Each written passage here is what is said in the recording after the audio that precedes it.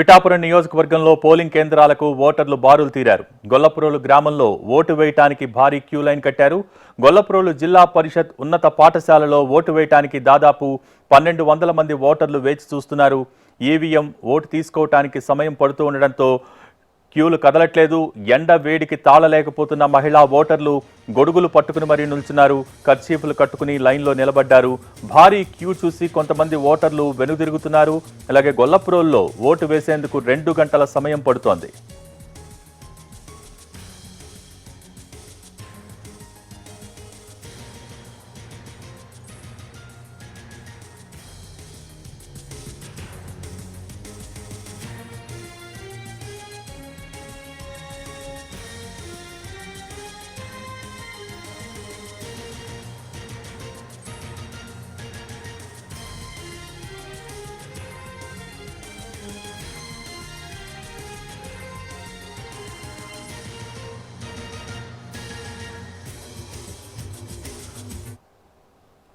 ప్రజాస్వామ్య స్ఫూర్తిని చాటారు అల్లూరు జిల్లా బురుగా చినకోణాల గిరిజనులు.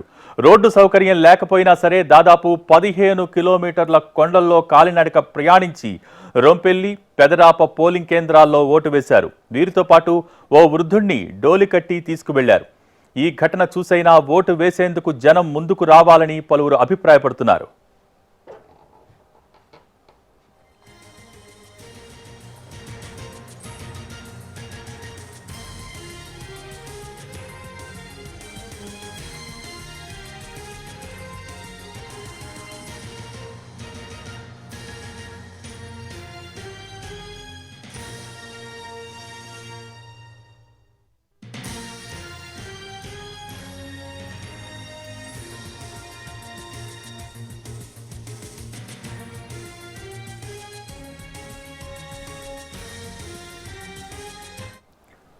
ప్రజాస్వామ్య స్ఫూర్తిని చాటాలు అల్లూరు జిల్లా బురుగా చినకోణాల గిరిజనులు.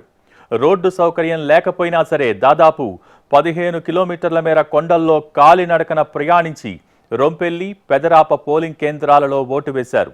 వీరితో పాటు ఓ వృద్ధుణ్ణి డోలి కట్టి తీసుకువెళ్లారు. ఈ ఘటన చూసైనా ఓటు వేసేందుకు జనం ముందుకు రావాలని పలువురు అభిప్రాయపడుతున్నారు.